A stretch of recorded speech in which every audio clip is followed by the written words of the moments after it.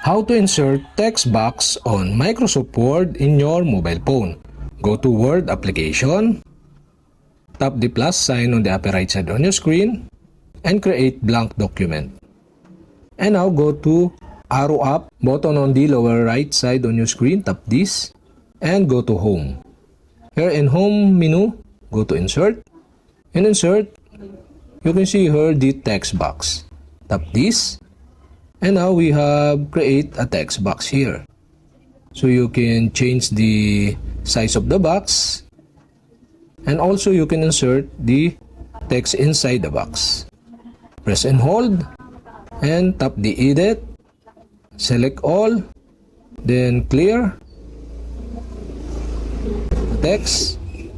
And insert the text you want to add to this box. And okay guys, we have successfully created text box on Microsoft Word in your mobile phone.